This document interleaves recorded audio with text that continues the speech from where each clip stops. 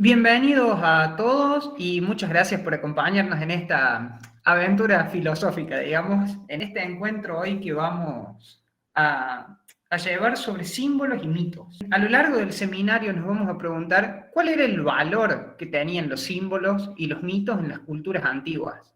¿Por qué eran tan valiosos para ellos? O sea, fíjense que el valor de algo es lo que es valioso, es lo que guarda lo valioso. Y vamos a ver que los símbolos y los mitos eran o son, siguen siendo herramientas que permiten hacer que estos valores atraviesen el tiempo.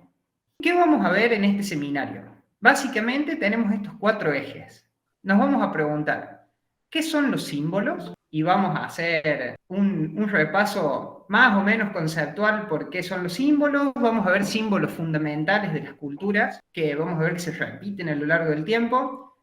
Hay una especie de juego ahí entre el medio, entre los símbolos y los mitos, así que si quieren participar, también va a estar bueno, como para darle otro dinamismo a la actividad. Luego vamos a hablar sobre los mitos y sus funciones en los pueblos y en las culturas tradicionales. Y vamos a terminar el seminario hablando de lo sagrado y lo profano, como dos dimensiones de la naturaleza, podríamos decir, por lo menos del entendimiento humano. Y vamos a terminar reflexionando sobre si hoy vivimos en una especie de crisis simbólica. Ya vamos a ver qué queremos decir con eso. Bien, ¿qué son los símbolos? Bueno, los símbolos son una herramienta, podríamos decir, propia de la naturaleza y propia del ser humano. El ser humano, como dicen muchos antropólogos del siglo XX, es no tanto ya un Homo erectus o un Homo sapiens, sino es un Homo symbolicus, o una especie, podríamos decir, que a diferencia de los animales, de los vegetales y de los minerales, puede captar lo simbólico, puede captar los símbolos, puede hacerse una representación, una imagen, por eso es tan importante la imaginación en el ser humano, puede hacerse una imagen de aquello que no está presente y lo puede traer a la realidad a través de la imaginación. Tengan en cuenta que todo lo que el ser humano hace primero pasa por la imaginación y después se concretiza. La compu, la filmina, la taza si están tomando algo, el mate, por ejemplo, las ideas, los conceptos, primero pasan por una etapa de imaginación, por un momento en el que uno visualiza algo que no está, algo que no tiene, algo que falta, podríamos decir, y lo trae a la realidad. Eso, al mundo manifestado, podríamos, mejor dicho. Eso es propio del ser humano, que no es necesariamente lógico, no es estrictamente una función lógica, racional, sino es prelógico, es antes que lo lógico. Podríamos decir que lo simbólico incluye a lo lógico, pero no es exactamente lo mismo. Bueno, el acto simbólico, como también nombran algunos estudiosos, es un acto de unión, de unificación. Es interesante, fíjense la imagen que les dejo, es un antiguo disco chino que se daban entre familias cuando o se iban de ciudades o de pueblos, en las cuales una parte de la familia, una parte del grupo se llevaba medio artefacto y otra parte se llevaba la otra mitad. Como esos dijes, vieron hoy que se dan las parejas con medio corazones que después se reúnen, digamos. Es esa misma idea. Esa misma idea es que cuando se volvían a encontrar pasando el tiempo o en distintas ciudades, en distintos pueblos, en distintos países, aquellos que tuvieran esta contraseña, podríamos decir, se unificaban, buscaban volver a unirse. Y es muy interesante la figura esta, porque la misma idea está en Grecia, está en Egipto, está en América, esta idea de algo compartido que vuelve a unirse. El símbolo, de alguna manera, representa esto, representa una reunión, una vuelta a unirse. En las culturas vamos a ver que normalmente, salvo nuestra época moderna, a partir de la modernidad, normalmente el mundo, la naturaleza era visto como una doble dimensión, un mundo manifestado y un mundo de las ideas, va a decir Platón, o el cielo y la tierra, por ejemplo, según tradiciones más religiosas, por ejemplo, o la materia y el espíritu, esta doble naturaleza del mundo que el ser humano actuaría como un eslabón intermedio, teniendo la posibilidad de unir las dos partes, el símbolo sería el elemento que permite al ser humano hacer esta unificación, esta reunión de lo sagrado con lo profano, de lo eterno con lo mundano, podríamos decir. Por eso el símbolo es un regreso a la unidad. Es interesante que en esta cultura se ve que el ser humano nace del mismo centro del universo en el origen, por eso es uno con el universo, pero en algún momento pierde esa unidad y sale a la vida, digamos, a experimentar. Pero es visto que el rol del ser humano, el destino humano, es volver conscientemente a unificar ambos mundos. Por eso el símbolo es una herramienta fundamental en esta vuelta a la unión, conscientemente de ambos planos. Este es el significado, podríamos decir, es una interpretación que mantienen las culturas clásicas o culturas antiguas o tradicionales, cuyos valores perduran por la tradición. A eso llamamos culturas tradicionales. Aquellas que tienen una tradición, una serie de valores, una serie de símbolos que se transmiten a lo largo del tiempo. Es muy interesante porque el propio concepto de símbolo viene de su origen etimológico. La palabra símbolo viene del griego, que era simbolon, que el prefijo sin o sim tiene que ver con conjunto, con algo que se hace en grupo, podríamos decir, o en conjunto. Fíjense, por ejemplo, cuando decimos simbiosis, significa que son dos partes que trabajan juntas. Es ese mismo prefijo. Y bolon o bolo tiene que ver con arrojar, con tirar. Fíjense, por ejemplo, de ahí viene bola también, que es algo que se tira, un objeto que se arroja. Podríamos decir que el símbolo es lo que se arroja o se tira en conjunto por el mismo lado, podríamos interpretar. Por eso el símbolo en su concepto es lo que une, lo que unifica. Y como contraparte, esto es un anecdótico, digamos, pero como contraparte conceptual, venía la palabra diablo. Era una dualidad símbolo-diablo. Así como el símbolo es lo que une o hace que todos vayan en la misma dirección, diablo es lo que separa. De ahí el prefijo dia, que significa a través o atravesar. Por eso atraviesa y separa, como que corta, podríamos decir. Y esa misma palabra pasó en el tiempo a ser lo que hoy decimos diablo. Pero fíjense que el diablo, podríamos decir en estas tradiciones, no es una entidad en sí, el mal no es una entidad en sí, sino que son aquellas acciones que separan, que cortan con la unión. Así, por ejemplo, el hombre cuando se separa de la naturaleza, o el ser humano cuando es incoherente consigo mismo, es una especie de diálogo, digamos, porque sus emociones dicen una cosa, sus pensamientos otra, está fragmentado.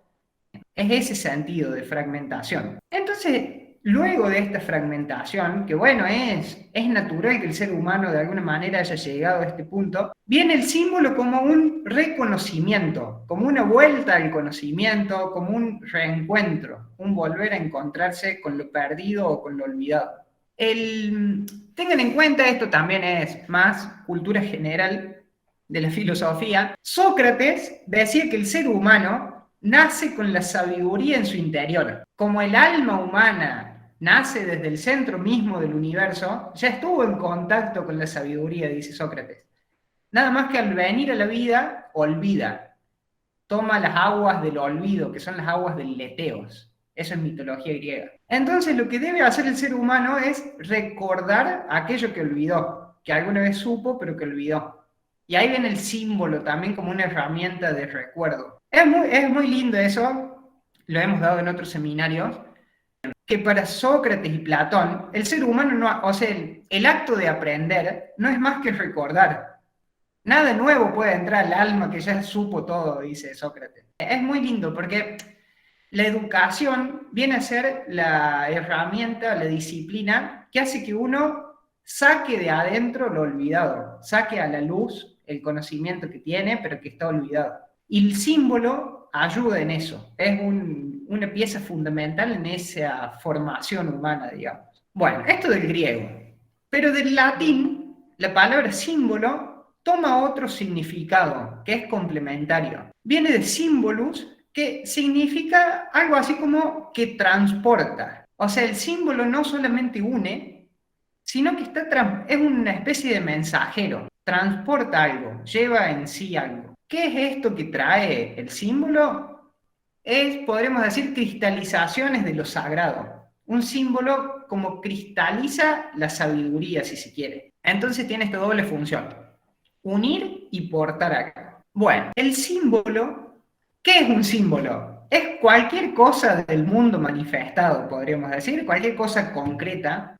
Puede ser una forma, un sonido, un color, que permite este recuerdo. Por eso los símbolos le hablan distinto a cada quien que mira. O sea, podremos decir que la representación o lo que dice el símbolo depende de la conciencia del que observa. Es muy interesante eso, porque no es lineal. No es que para todos va a decir lo mismo en el mismo momento, sino que depende del que observa. Y generalmente evoca algo algo de lo sagrado, que lo sagrado tiene las cualidades de ser lo eterno, lo atemporal, lo que le da sentido a las cosas. Por ejemplo, Platón va a decir, no va a hablar de lo sagrado en estos términos, pero va a hablar del mundo de las ideas.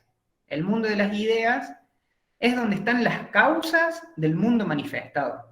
Y las ideas, o lo que portan los símbolos, no es una forma. A ver, o sea, por ejemplo, supónganse que estamos hablando de un arquitecto.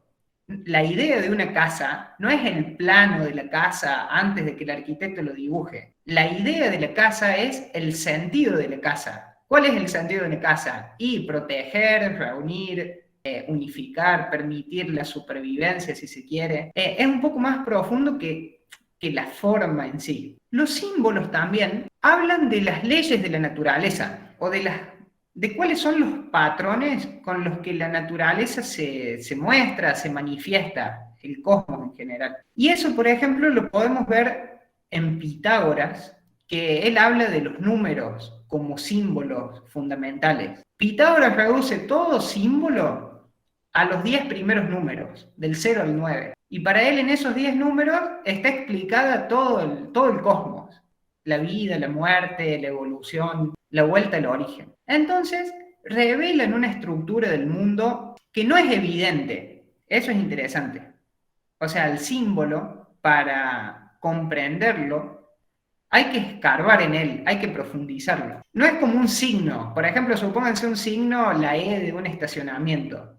Vos sabés que la E, bueno, a todos nos dice lo mismo, que ahí nomás viene un estacionamiento. Es superficial, digamos, es lineal lo que muestra. El símbolo no. El símbolo requiere una profundización, una reflexión en él. Así dicen algunos filósofos actuales, que muestran la arquitectura invisible de las relaciones cósmicas. Bueno, parece un trabalengua medio poético, pero si profundizan en esa frase, es muy bello ver el símbolo en ese sentido, porque muestran las proporciones, las relaciones básicas del universo. Bien, y es interesante que, como vamos a ir viendo, las formas simbólicas se repiten a lo largo del tiempo y de la historia. Lo vamos a ver con varios ejemplos, así que lo dejo para más adelante. Ahí en la imagen, por ejemplo, está el Yggdrasil, que es el árbol del mundo de los vikingos, de la tradición nórdica. Fíjense que así como vemos, a ver, voy a ver si se ve el mouse. Fíjense, este es el árbol del mundo. El mundo, vieron que yo les decía que es visto como doble naturaleza, el cielo y la tierra. Podríamos decir, los nórdicos lo veían como una triple naturaleza. El cielo o lo superior, el inframundo o el mundo de los muertos, digamos, y la superficie, que es el plano intermedio, lo que Tolkien llamaría la Tierra Media, que es donde se da toda la historia del héroe. Es ese plano intermedio donde vive el ser humano. Bueno, continuamos un poco más con el tema de símbolos. Los símbolos no pueden tomarse literalmente. Como dijimos, no son lineales. Un concepto teórico es lineal, pero un símbolo no. Y tomar los símbolos como literales ha traído graves consecuencias a la humanidad. Ténganlo en cuenta eso y a su comprensión de la naturaleza también. Es como hoy los memes que vemos en Instagram que dicen, no sé, la mitología griega sin la vida sexual de Zeus, la mitología griega con la vida sexual de Zeus, por ejemplo. O decir que Zeus es un mujeriego. Y es tomar el símbolo de una manera un tanto estrecho, digamos, superficial, por ejemplo. Pero bueno, en todo caso eso sería anecdótico, gracioso. Hay otras cosas que pueden llevar a tomar decisiones del ser humano que tienden a lo diabólico más que a lo simbólico, si se quiere, en este sentido que hablaba. Los símbolos, por otro lado, no apuntan a un conocimiento racional. Es muy interesante porque el símbolo no lo comprendes analizándolo, así como alguien lee un libro teórico, sino que el símbolo apunta más a... se leen mejor con la intuición, o sea, son un conocimiento, proveen una comprensión directa de las cosas. Uno puede hablar mucho de los símbolos, puede analizar sus formas, cómo se da en una cultura o en otra, pero el mensaje este que porta, fíjense que el símbolo es un portador de mensajes, no lo podés analizar. Más bien, al símbolo se lo sintetiza. Fíjense que la síntesis es el movimiento de la mente complementario al análisis. El análisis es tomar algo y fragmentarlo en partes más pequeñas para estudiarlo como más minuciosamente por partes. La síntesis es volver a unir toda esta comprensión suelta y generar nuevamente un todo, podríamos decir. En el mundo hoy nos hemos especializado mucho en síntesis, pero nos hemos olvidado del pensamiento sintético. Fíjense la ciencia nomás, que cada vez se va ramificando más y se olvida el tronco o cuál es el origen de donde parte. Como el lenguaje simbólico constituye un lenguaje, tiene una sistematización y una coherencia en sí, hay que aprender a leerlo, digamos, es un lenguaje, hay que aprenderlo. Así como si uno quiere hablar excelente alemán, tiene que aprender alemán, después se vivía en Alemania un tiempo, para leer los símbolos uno tiene que empezar a estudiarlo desde lo más básico y después salir a la vida a vivir el símbolo, digamos. Ahí está lo que decía Joseph Campbell, por ejemplo, que es un gran estudioso de los mitos, que cada uno tiende a buscar cuál es su mito personal. Dentro de todos los mitos de los héroes, de la cosmogénesis del mundo, uno tiende a buscar cuál es su mito.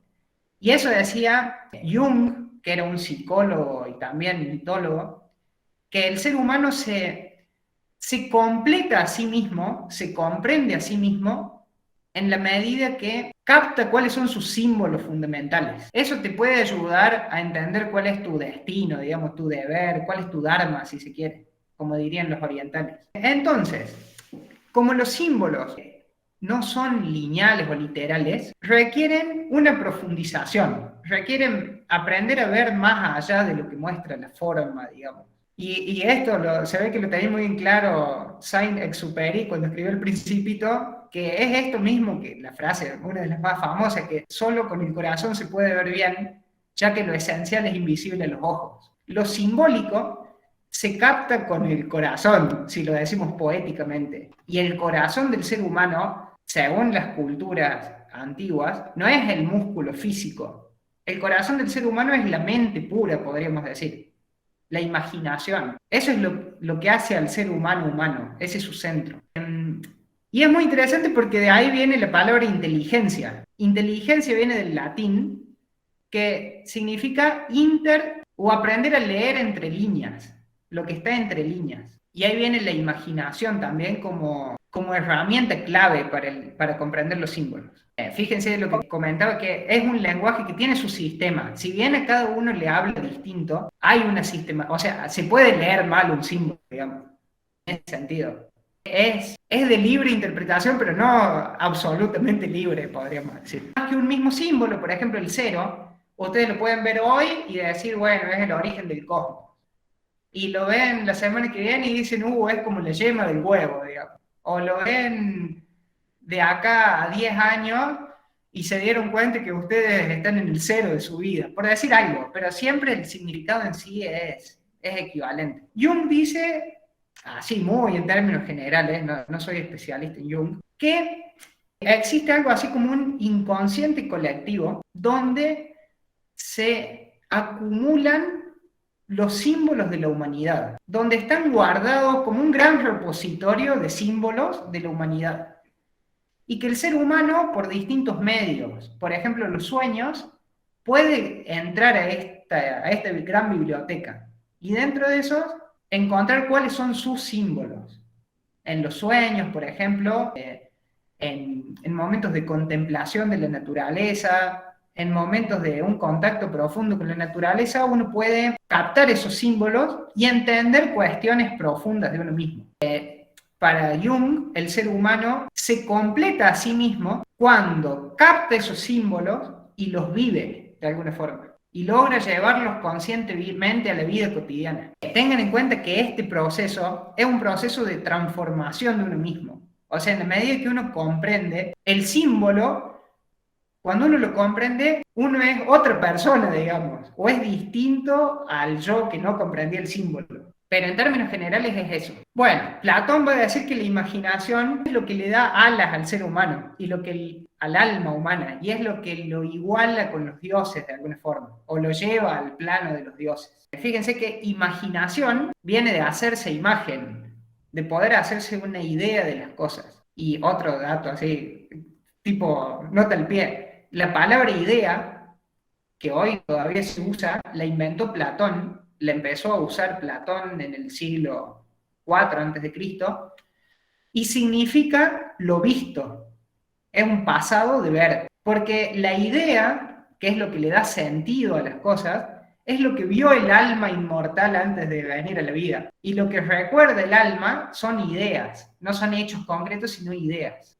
Muy lindo esta noción de la vista, de ver, del recuerdo y de la sabiduría en Grecia. Por eso, por ejemplo, el búho era el símbolo de la sabiduría y que acompañaba a Atenea, porque es el animal que puede ver, tiene ojos grandes, ve en la noche y ve en 360 grados en todas las direcciones. Bueno, pero continuamos, porque es muy lindo, pero no solo de notas al pie podemos hacer el seminario, si no nos vamos a ir a las 10:30 de la noche, discúlpenme. Bueno, fíjense, vamos a ver algunos símbolos fundamentales. Podríamos empezar por el origen de todo. El origen de todo lo vemos en el cero. El símbolo del cero representa, acá fíjense que la mente lógica nos hace chocar el entendimiento, porque la mente lógica separa. Entonces dice, esto es blanco o negro, esto es bueno o malo.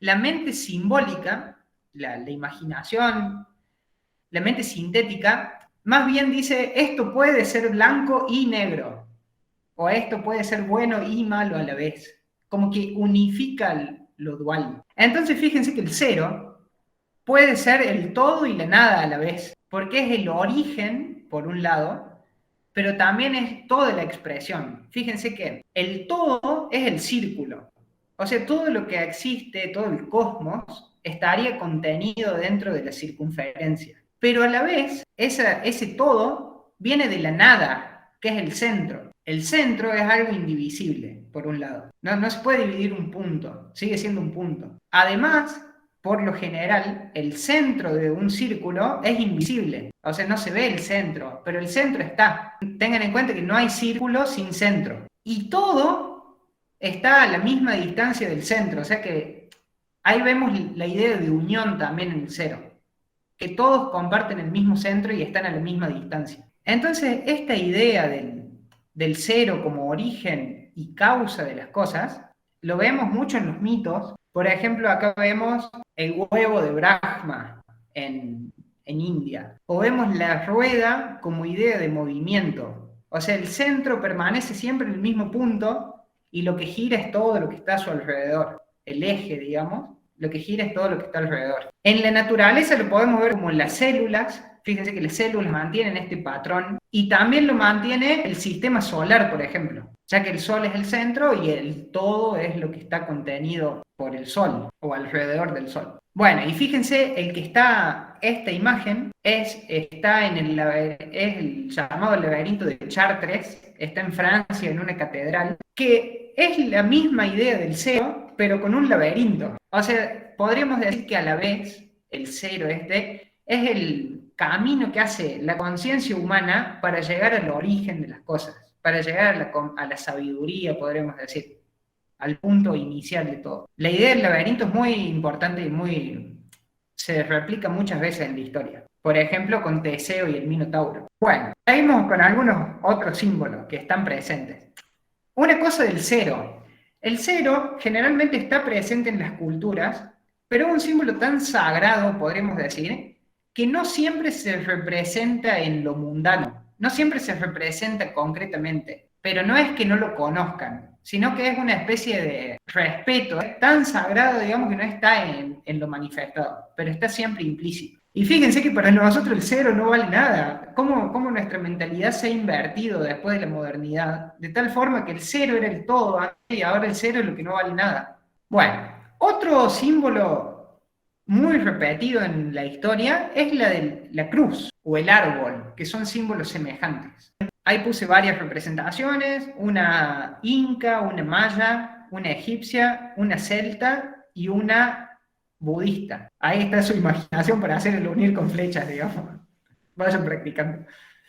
El árbol tiene dos símbolos juntos, que es la línea vertical, o el número 1, fíjense, del 0 pasamos al 1, que es la línea vertical, y la línea horizontal. La línea horizontal, por lo general, representa la tierra, lo manifestado, el espacio donde se da la vida manifestada, que por sí misma es chata, digamos, no tiene altura. Lo que le da altura es la vertical. O sea que la vertical más bien se relaciona con el cielo, o con el paso, con la unión del cielo y la tierra, con la unión de lo alto y lo bajo. Entonces fíjense, por ejemplo, este de los celtas, que vemos el árbol o la cruz dentro del círculo. Ven que ya los símbolos se empiezan a poner complejos, porque se anexan partes. Dentro del círculo, ¿y qué nos muestra? Que une el cielo, que generalmente es una esfera o una cúpula hacia arriba, con el mundo subterráneo o el inframundo, y en el cruce es donde se da la vida, en el cruce entre la tierra y el cielo. Por eso cruz, pues la cruz, o sea, el valor de la cruz no es tanto las dos líneas, sino el punto donde se unen. Recuerden que el símbolo siempre tiende a la unión. Lo fundamental de la cruz es el centro, el punto de unión. Fíjense, por ejemplo, en la chacana inca, en el centro está el sol, que el sol siempre es lo crucial. Que ese centro es a la vez el centro del universo. Bueno, podemos seguir hablando miles de horas, digamos. Podemos dedicarnos la vida a hablar de cada uno de los símbolos. Fíjense, esta pagoda budista, las pagodas son tumbas o símbolos arquitectónicos, representan lo mismo, pero de una manera distinta. Fíjense que está la cúpula, o sea que esto representa el cielo, la tierra, que está representada por una estructura más sólida, y el eje que une todo, que unifica todo. En esta representación maya, el cielo, el inframundo y en el medio el ser humano. Otro símbolo importante, muy importante, es el símbolo de la armonía, o lo que representa la armonía. Que en general, la armonía podemos entenderlo como el equilibrio de los opuestos. Esta dualidad que decíamos blanco o negro, o bueno o malo, cuando se unen entre ellos, surge la armonía. Y fíjense que estas son distintas representaciones, pero que todas mantienen hasta la misma forma inclusive. Dos serpientes, acá es Hermes, que porta la armonía, que la armonía también tiene forma de cruz, generalmente. Fíjense que se la suele representar como dos serpientes que suben sobre un eje vertical. Y en China, el símbolo de la armonía es el yin y el yang, que también es este equilibrio armónico entre las dos cosas, entre lo blanco y lo negro, entre las dualidades. Es como, para entender de una forma media cotidiana la armonía, es como andar en bici, digamos. Vos alcanzás es un equilibrio dinámico. Vos no podés mantenerte en la bici si estás quieto, digamos. La vida en general se desarrolla en este movimiento entre las dualidades. Y el ser humano se gesta, se forma en esta dualidad también. Fíjense que el ser humano tiene como propio, claro, Hermes es el mensajero de los dioses, sería como el símbolo, digamos, porque tiene la función de mensajero, de unificar los planos. Y es llamativo porque, salvo los héroes, es el único dios que puede bajar al inframundo. Zeus, por ejemplo, no puede ir al inframundo, porque no es su reino. Salvo de los dioses, solo Hermes, y no sé si Iris, puede que haya algún otro dios, pero fundamentalmente Hermes es el que puede bajar. Y los héroes.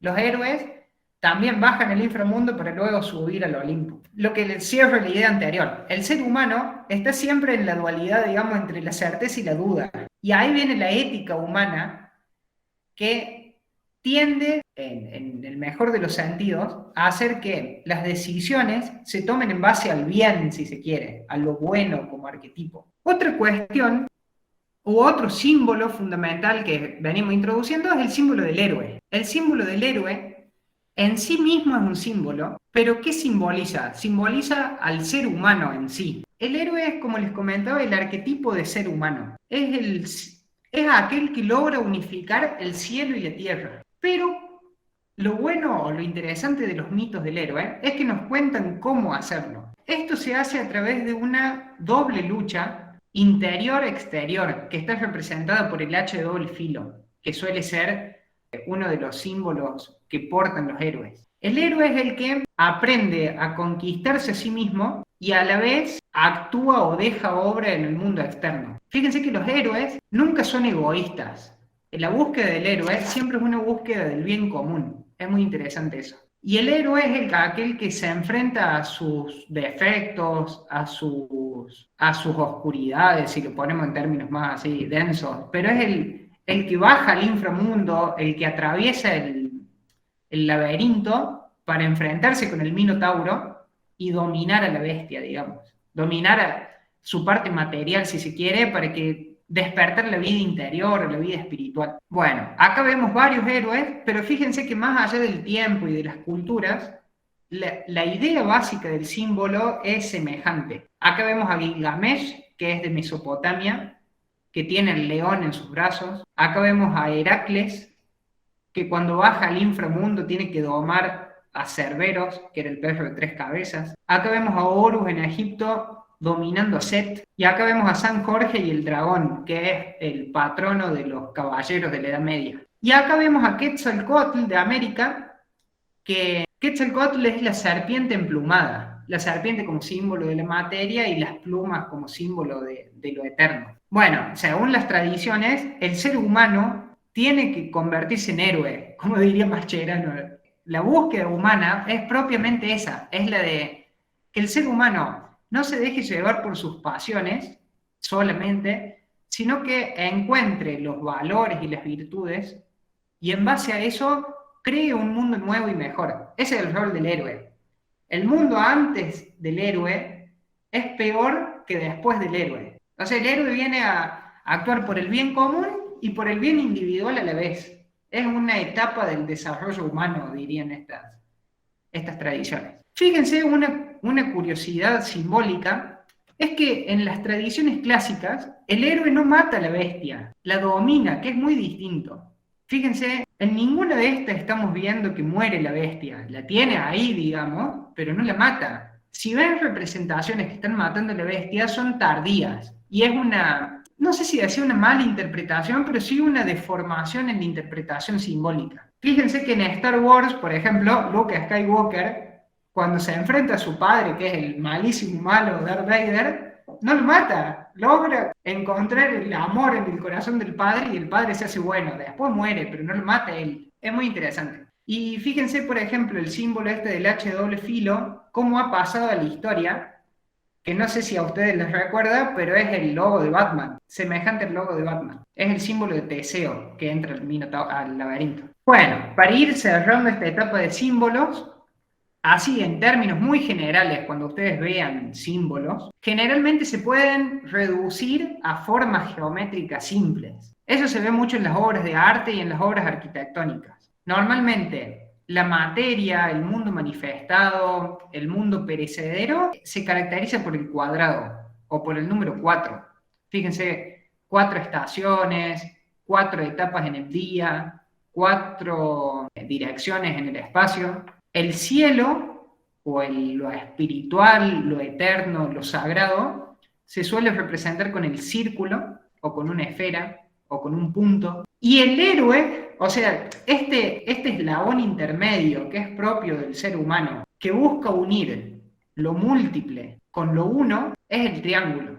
El triángulo, digamos, es el logos de Platón, el manas de los orientales, es la mente pura, podríamos decir. Pero en su esencia es lo que busca de lo mucho, va hacia lo uno, hacia el centro. Bueno, ¿dónde vemos eso? Por ejemplo, en tumbas y en distintas representaciones. Fíjense, acá vemos un sarcófago romano que tiene en la parte terrestre los trabajos del héroe y tiene en su cúpula el triángulo, y ustedes me podrían preguntar, ¿dónde está el cielo? Bueno, el cielo está por encima del triángulo.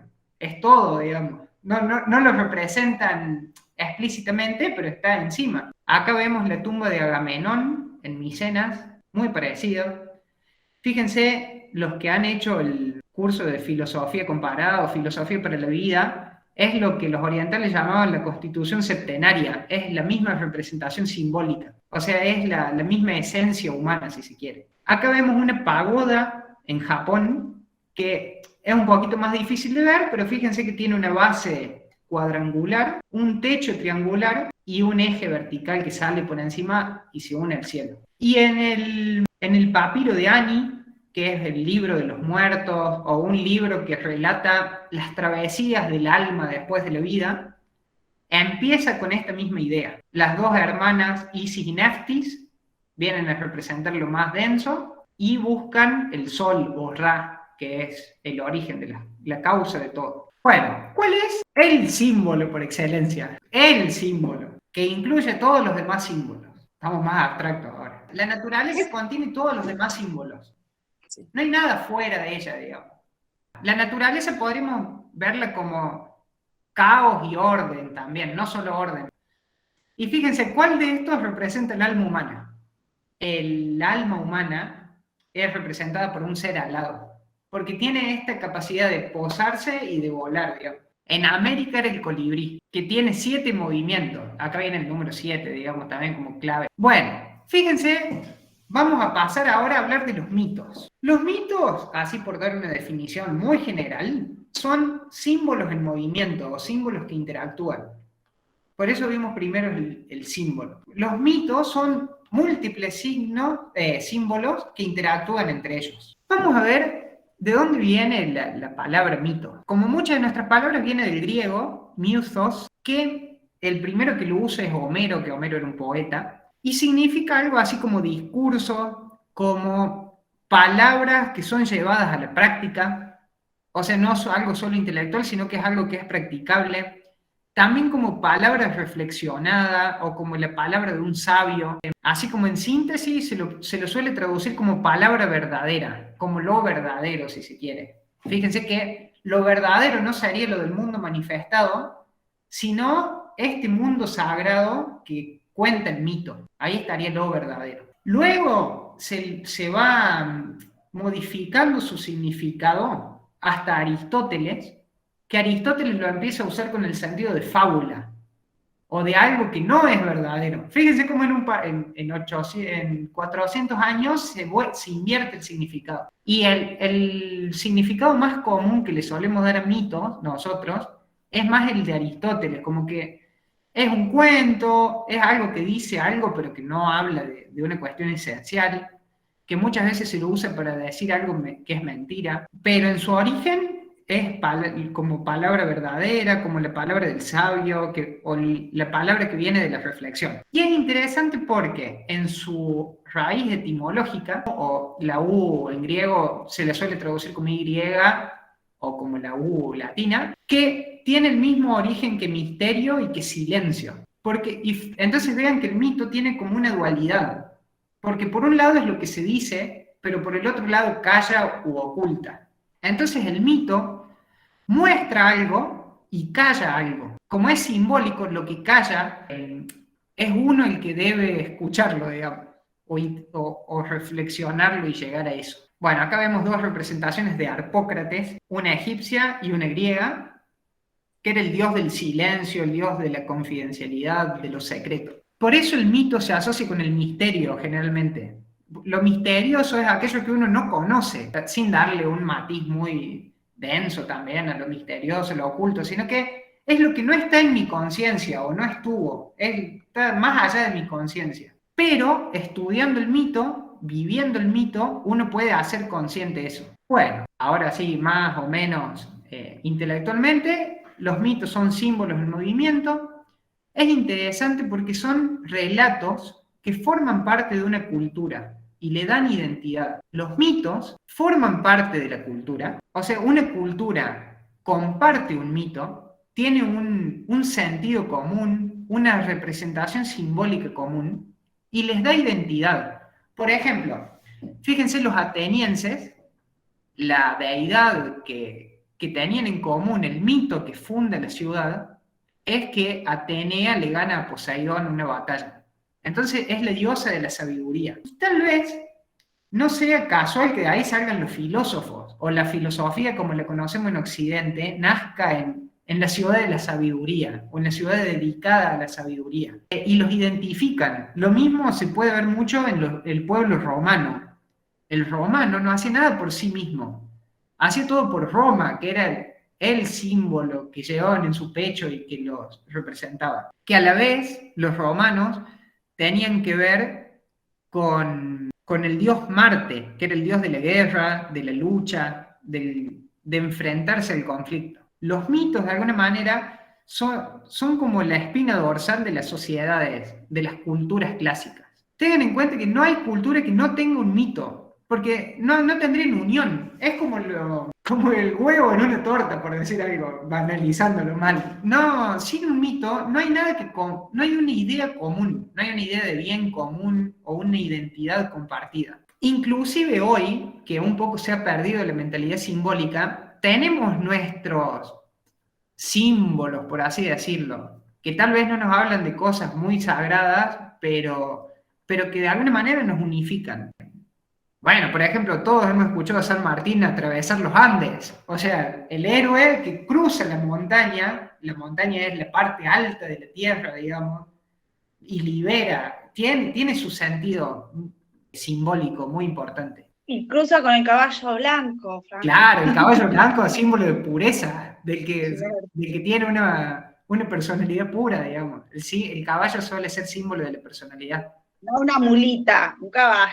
No lo digo mal. O sea, el tema, y son muy lindos en general los símbolos y los mitos de un pueblo. Fíjense, el Martín Fierro también habla de la identidad del gaucho, digamos, que el gaucho es en gran parte, una gran parte de la persona argentina. O Atahualpa Yupanqui, que recopiló todas las tradiciones de Sudamérica y las volvió a cantar. Es un trabajo poético el que hizo, de crear identidad. El tema es que cuando perdemos la mentalidad simbólica, no vemos más que la superficie.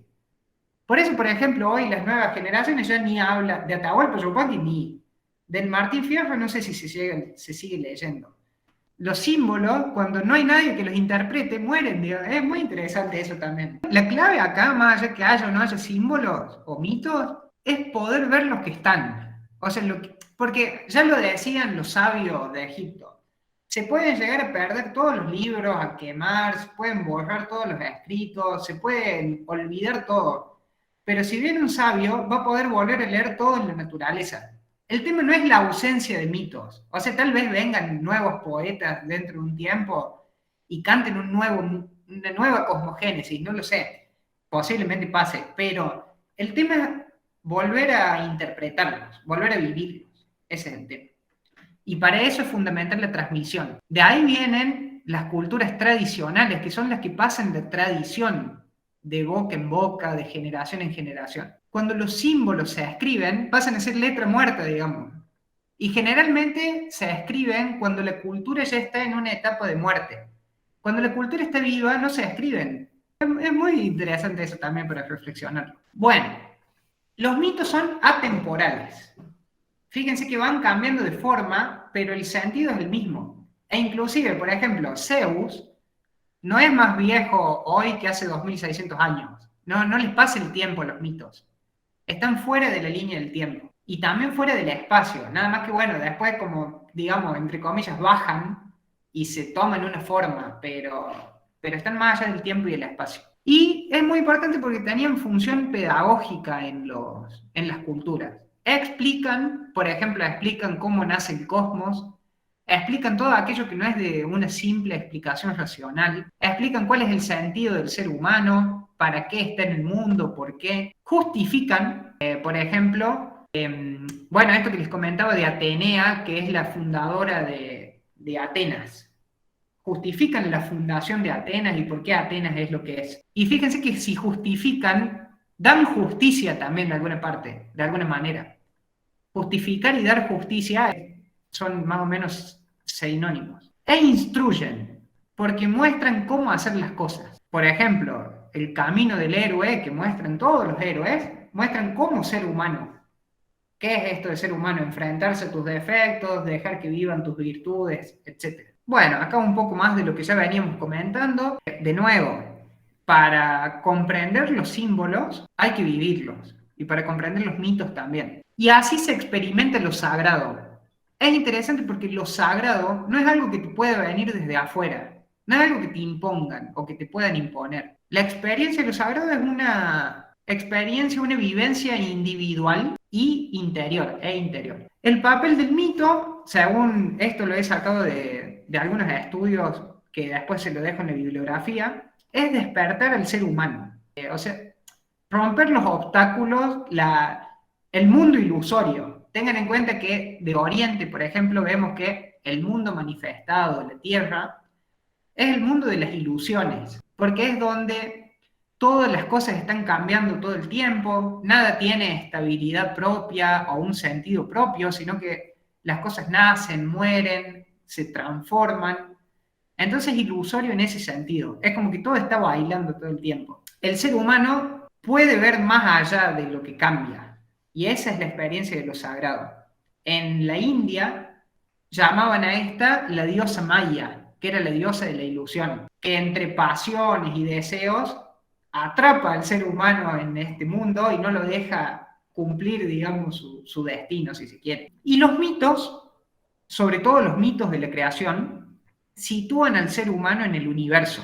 O sea, lo ubican, lo ordenan, lo ponen en un lugar que entiende cuál es su rol y para qué está y qué es lo que tiene que hacer. Por ejemplo, fíjense acá, vemos un mito cosmogenésico, de la cosmogénesis, por un lado de Egipto y por el otro romano, o greco-romano. Fíjense que la representación es equivalente, es semejante.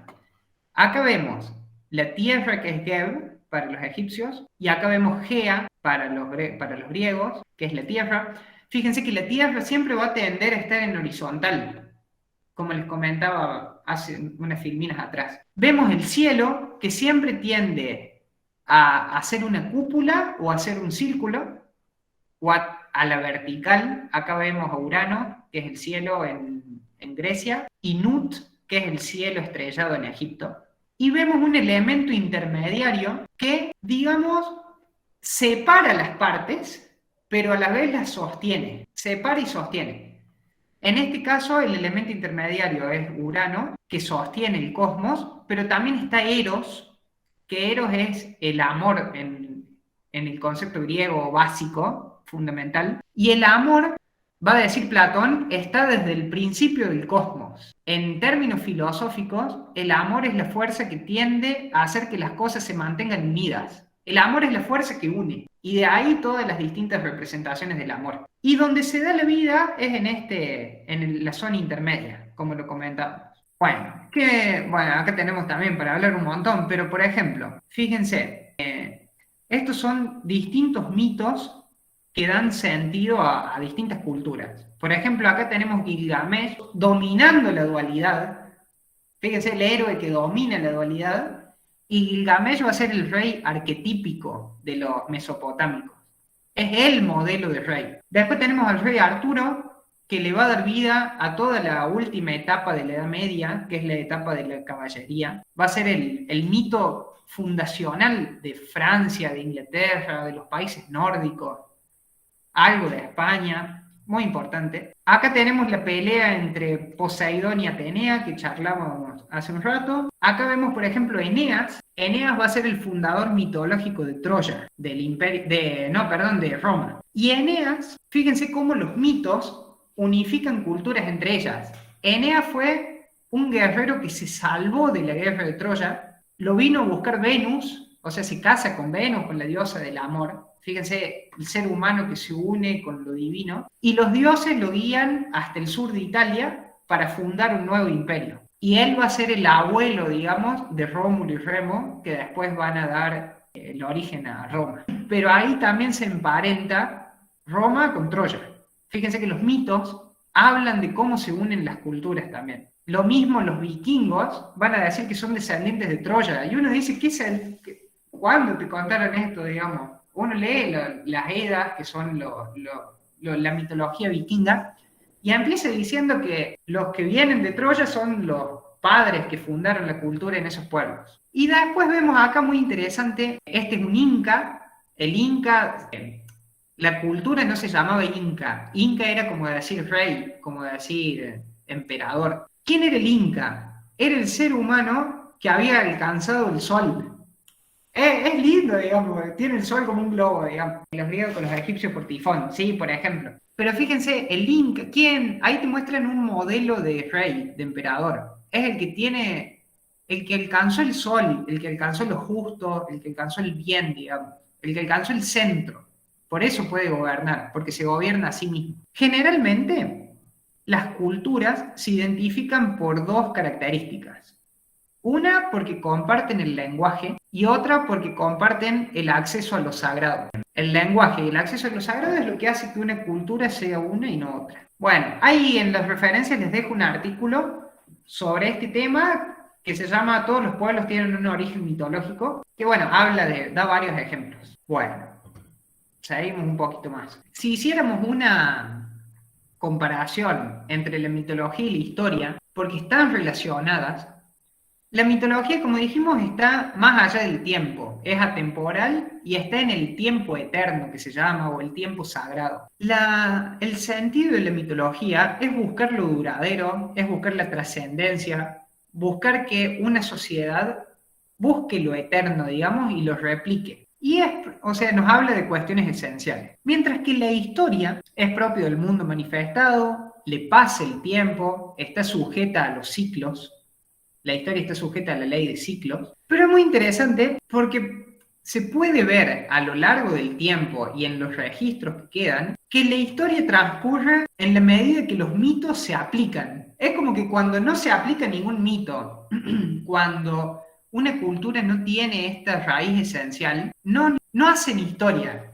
Pasan después, cuando pasa el tiempo, pasan a ser épocas oscuras, o edades de hierro, o edades de olvido, que se las llama, pero no hay historia, no hay registro, no hay valores que se sepan de esas culturas. Es muy interesante, parece ser que la historia transcurre en la medida que se aplican los mitos. Bueno, fíjense esto de que los mitos son atemporales. Miren Hércules ahora puntualmente, o Heracles, cómo se lo representaba en Grecia antigua, en la Edad Media, en el Imperio Austrohúngaro, ya más cerca del 1700, 1800, y hacia el año 2000 en Disney. Ven que el símbolo, digamos, el mito, se mantiene, es lindo ver eso también. Nada más que va tomando nuevas formas. En la actualidad, si podemos preguntarnos dónde se guarda lo mitológico, generalmente es en los cómics y en las películas, en el cine. La verdad que yo me suelo preguntar, no lo sé, si lo hacen a conciencia. No sé, por ejemplo, si George Lucas a conciencia dice, bueno, vamos a guardar los símbolos eternos y hacemos Star Wars. O Tolkien dice, bueno, vamos a hacer un nuevo mito, porque lo de Tolkien es una nueva mitología, digamos. No sé si lo hacen exactamente a conciencia, pero que se guardan y van pasando el tiempo. No sé cómo venimos, si tienen dudas, algún comentario.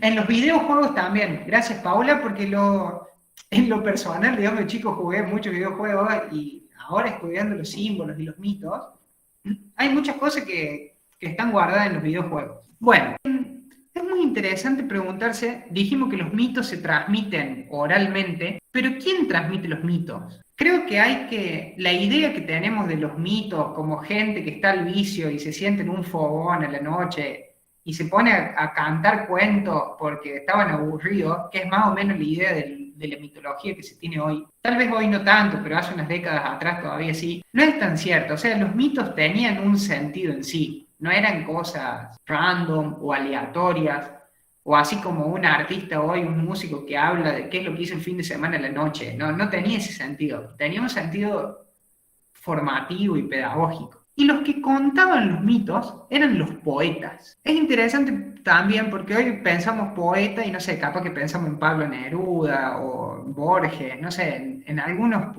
poetas o gente que escribe poesías. Pero el poeta, esta palabra también la trae Platón, viene de poiesis.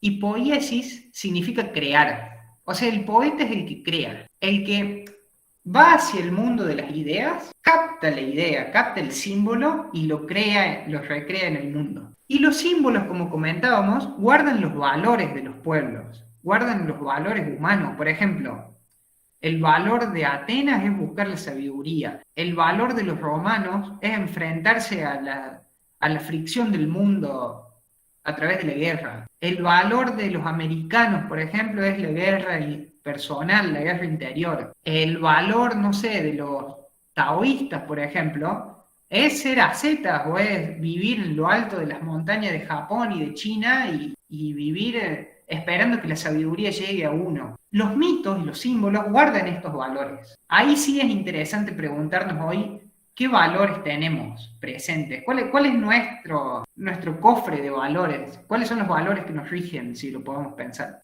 Por eso encontrar los propios símbolos también es encontrar los valores individuales, los valores propios. Y los valores en general tienden a la unión en las personas. Esa es una cualidad de los valores, que son humanos, son para todos. En estos términos, no podremos decir que un valor es, no sé, tener cada vez más terrenos, por decir algo. Porque si vos tenés más terrenos, se lo sacás a otro de alguna manera. ¿Se dan cuenta? En los valores no hay algo que se lleve uno y el otro se quede sin. Tienden al bien común, tienden a la unión. Y los poetas no inventaban los mitos, no es que cantaban lo que les parecía a ellos, sino que de alguna manera se inspiraban por las musas o por alguna deidad según la cultura, se ponían en contacto con este mundo mitológico y cantaban, hacían su obra. Por ejemplo, es interesante que Homero, fíjense que va a decir: oh musa, inspírame, hazme recordar lo que viví en aquellos tiempos lejanos para que yo pueda cantarlo. Lo que cantan los poetas normalmente no es historia estricta, sino que cantan lo que vale la pena recordar. No cuentan todo, cuentan aquello que vale la pena recordar, aquello que transmite un valor. Y los poetas con los mitos y los símbolos dan origen a nuevas culturas. Eso se puede ver en muchos lados. Por ejemplo, Homero viene en el siglo 8 a.C., 800 a.C., después de una época oscura en Grecia. En Grecia, hacia el 1200, estaba el Micenas, toda la época micénica, pero entre el 1200 y el 800 son 400 años de olvido. 400 años que no hay registro de nada. Pero no tenemos cultura, no tenemos escritos, no tenemos artesanía, no tenemos nada. Y después de una época oscura, viene Homero y vuelve a cantar lo que había pasado 400 años atrás. Entonces transmite los mitos, transmite los valores para una nueva cultura.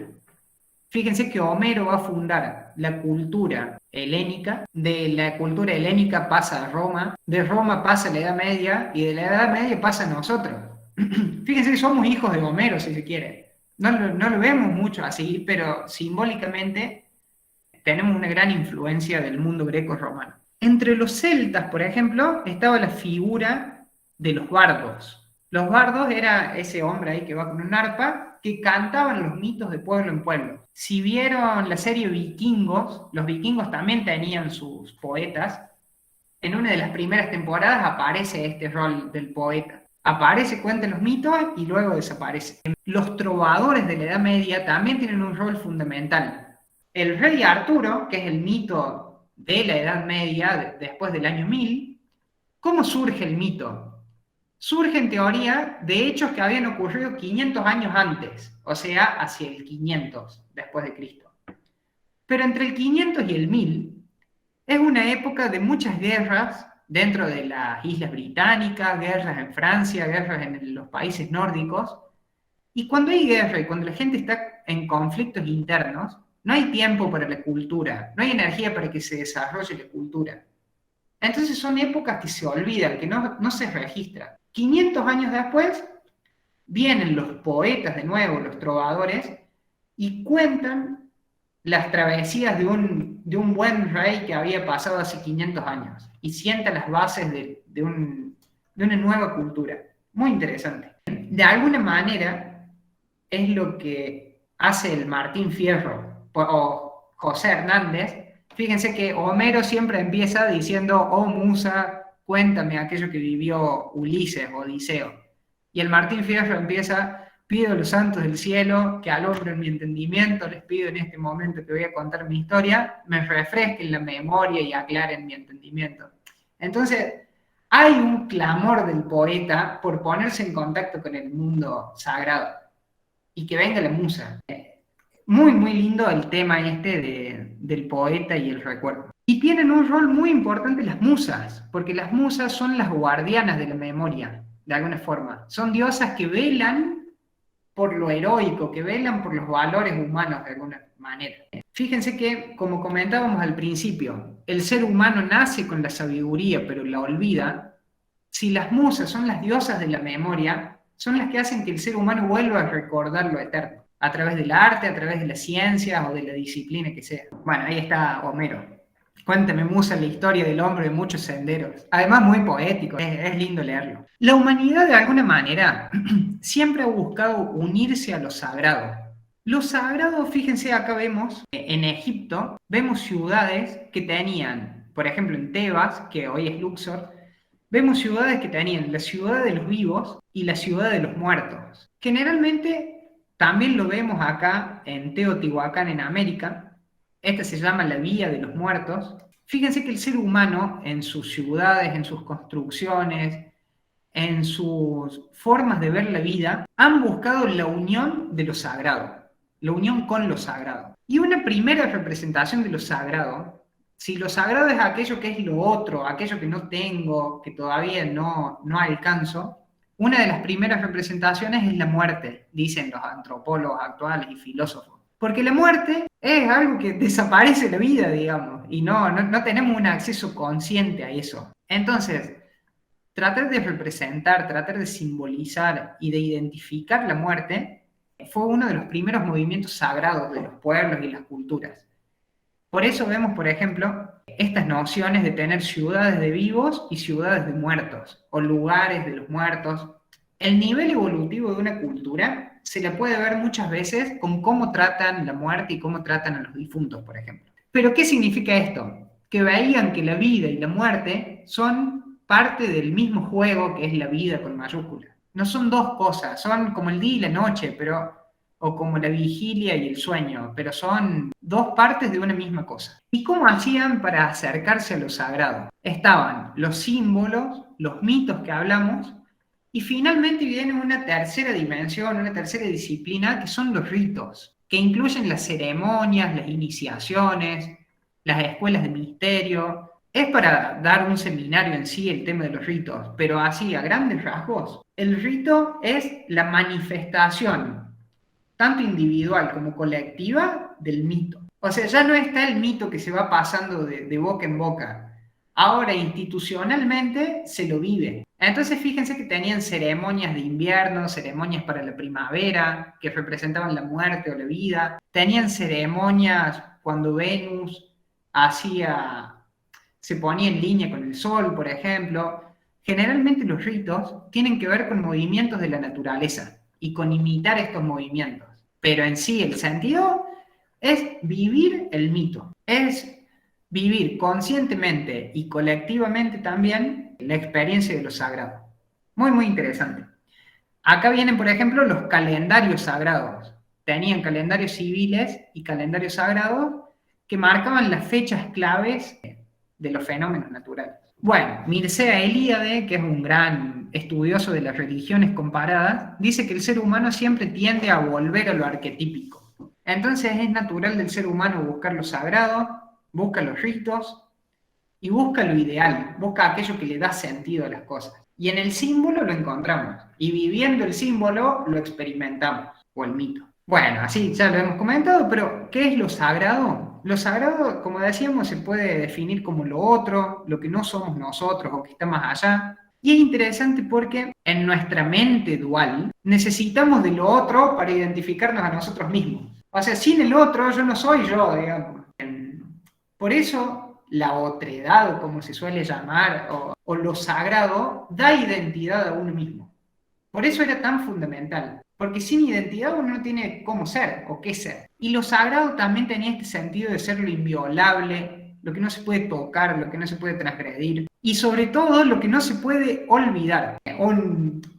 Creo que es la última nota al pie. Fíjense, ¿se acuerdan que les dije que el ser humano nace con la sabiduría, pero cuando viene a la vida toma las aguas del leteos, que son las aguas del olvido? La palabra verdad, lo verdadero en griego, era aletheia. O sea, era aquello, lo voy a escribir acá así es más fácil verlo, lo verdadero era aquello que no, la A privativa, no pasaba las aguas del olvido. O sea que lo verdadero es aquello que no se puede olvidar, que no se olvide nunca, la aletheia, lo que guardan las musas, lo que guarda el mito. Fíjense que Aletheia se transformó a lo que hoy es el nombre Alicia. O sea, cuando vean a Alicia o Alicia en el País de las Maravillas, por ejemplo, hace una referencia simbólica a esto. Cuando vean a una Alicia, bueno, díganle, ¿cómo anda señora verdadera? ¿Cómo anda la señora la verdad? Bueno, esto también se los dejo, ¿no? Ya lo hemos ido comentando, o tal vez no tanto, pero es otro tema para profundizar.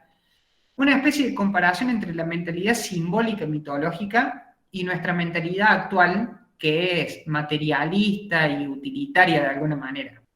Cuando las culturas y el ser humano tiene una mentalidad simbólica, siente que es uno con el todo, con la naturaleza, vive unido a la naturaleza, vive unido al cosmos, busca conocer las leyes naturales, las respeta y se pone al servicio de ellas. Muy interesante. O sea, es el ser humano al servicio de la naturaleza. En las épocas materialistas como es la nuestra, en general el ser humano atenta contra la naturaleza, pone la naturaleza a su servicio y la explota muchas veces. Así como en las épocas simbólicas uno es uno con el todo, en nuestras épocas uno se mira a sí mismo nomás. O sea, se pone al ser humano como pupo de la naturaleza, no como centro o compartiendo el centro, sino como el pupo, se mira a sí mismo nomás. En las épocas simbólicas se buscan los valores atemporales, la virtud y se la transmite. Fíjense que hoy no se busca nada temporal. Lo máximo que se transmite es por Instagram o por Twitter, alguna idea random que a uno se le ocurre. Fíjense que ahora esos medios son los canales oficiales de la política, de los artistas, de todo, que es lo instantáneo. Hoy no se busca lo eterno, mientras más instantáneo, más atención se lleva. Por eso en nuestra época solo se vive el presente, pero un presente chato, digamos. En las épocas simbólicas se trata de unificar el presente, el pasado con el futuro. Y el ser humano busca inspirarse para ser mejor y para encontrar lo mejor de sí. Es interesante eso. Busca ser mejor, busca dejar el mundo mejor de lo que está. Y el arte en general es el canal para inspirar lo bello, para inspirar a buscar lo mejor. Y la ciencia es el canal para buscar comprender el mundo. Fíjense que hoy la ciencia se ha puesto al servicio o del materialismo o al servicio de la muerte, ya que los grandes desarrollos son para las guerras muchas veces, o para estar cómodos, pero nada de esfuerzo. Se ha perdido la mentalidad heroica. El héroe es el que dice dónde está la dificultad, ahí voy, digamos. Hoy, ¿dónde está la comodidad? Ahí voy. Fíjense que en vez de enfrentarse a las dificultades o de enfrentarnos, hoy lo que hacemos es nos escudamos en nuestras pasiones, en nuestros deseos egoístas, y eso es lo que nos hacemos como una esfera de egoísmo, no sé cómo explicarlo, pero en vez de unirnos, cada vez nos separamos más. Entonces, la pregunta era, ¿estamos ante una crisis simbólica? En general, lo que está pasando en nuestros días es que hemos perdido el contacto con lo sagrado. Eso es propio de las edades medias. Las edades medias de la historia, como les comentaba de la época oscura de Grecia, ocurren cuando el ser humano pierde contacto con lo sagrado. Por lo tanto, pierde el contacto con lo mítico y con lo simbólico, y se deja de lado esto y se olvida. El tema de eso es que también se le pierde un poco el sentido a la vida, el sentido a las cosas. Sin hablar muy New Age o muy metafísicamente, se pierde la razón de ser de las cosas, el para qué estamos, para qué hacemos las cosas. Por eso se puede interpretar que estamos viviendo una crisis simbólica. Los símbolos han perdido, sobre todo porque la crisis es de la mentalidad simbólica. Hemos perdido un poco, hemos olvidado de la capacidad de lo simbólico. Nos hemos metido mucho en lo intelectual, o sea, en lo racional, lógico, en la comodidad, en el mundo material, y nos olvidamos de ver lo que hay más allá. Entonces, sí se puede interpretar que estamos en una crisis simbólica y es posible recuperar lo sagrado, es posible volver a tomar contacto. Entiendo y tengo la esperanza de que sí. Tengo la esperanza, digamos, porque de recuperar el sentido de las cosas. Pero ¿cómo hay que hacerlo? De alguna manera es devolviendo la vida interior al ser humano. No tanto hacia afuera, sino recuperar la vida interior. No ser egoísta o egocéntrico, o que no te importe lo que pasa alrededor, sino volver a profundizar en la vida, en los símbolos, ver la posibilidad de reencantar el mundo. O sea, porque la naturaleza fue y es siempre la misma. Depende cómo la miremos nosotros y con qué ojos. Como decía Marco Aurelio, que es un gran filósofo estoico, la felicidad está en todas las cosas, la belleza está en todas las cosas, depende de cada uno ir y encontrarla. Y como decía Confucio, un mundo nuevo y mejor solo es posible en la medida que cada uno sea mejor, digamos, y ayude a lo demás. Bueno, en síntesis, el mito enseña pero no explica, vimos la mentalidad mitológica versus la utilitaria, hablamos de los símbolos, hablamos del mito, y para terminar, les cuento una anécdota muy linda de acá de Córdoba, para que vean esta noción de la mentalidad simbólica. Resulta que acá cerca de la ciudad de Arroyito, para los que conocen, de donde nace Arcor, por ejemplo, está la ciudad que se llama el pueblo que se llama el Fuertecito. El Fuertecito era el último fuerte, el último bastión del Imperio Español que iba desde el Río de la Plata hasta el Alto Perú. Era lo más al sur que estaba. Y todos los que no formaban parte del imperio, generalmente lo que no se identifica con algo se va hacia la periferia. Entonces gauchos, ladrones, agricultores, que no eran guerreros, se iban a la periferia. Y así se formó un pueblo que se llama Villa Concepción del Tío, un pueblito chiquito. Y acá al noreste de la provincia, donde está la laguna Mar Chiquita, antiguamente estaban los sanavirones, que era uno de los pueblos nativos más conocidos acá de la provincia de Córdoba. Los sanavirones tenían como deidad principal a la laguna Mar Chiquita, que ellos la llamaban Ancenusa. Era la diosa del agua, de la sanación, estaba relacionada con la luna. Y en esa época, a finales del 1800, principios de 1900, los indios, no despectivamente, pero los indios con los criollos, con los gauchos, se saqueaban entre ellos, tenían mucha interacción entre ellos de que comerciaban o se saqueaban, se secuestraban, etc. Y ocurre una vez que los sanavirones van desde la laguna Mar Chiquita en Malón hasta Villa Concepción del Tío, y la gente de Villa Concepción del Tío, que no era guerrera y no sabía defenderse, cuando los ve venir, no sabe qué hacer. Entonces todo lo que hacen es, se juntan en la plaza, que era el centro, y llevan la imagen de la Virgen, que era como la patrona del pueblo, la Virgen María, que tenía un mito o un milagro que le atribuían, era en una época que había crecido el río Segundo, llegó hasta los pies de la Virgen y empezó a bajar. Entonces, bueno, tenían una representación simbólica muy importante con la Virgen. Se fueron hacia el centro, y cuando venían los indios, los sanavirones, levantan la Virgen. Cuando los sanavirones ven la imagen, en la Virgen, María, ellos identifican a Ancenusa, que era su diosa madre. Entonces dicen, si somos hijos de la misma madre, somos hermanos, no tenemos por qué matarnos ni robarnos, y se pegaron de vuelta. Fíjense qué lindo la mentalidad simbólica que está completamente más allá de las formas y hermana al ser humano. En vez de separarlo, lo unifica. Y es una anécdota que no se cuenta mucho, pero son muy conocidos los pueblos sanavirones, el pueblo sanavirón acá en Córdoba. Bueno, esa es una anécdota, otro nota al pie para terminar.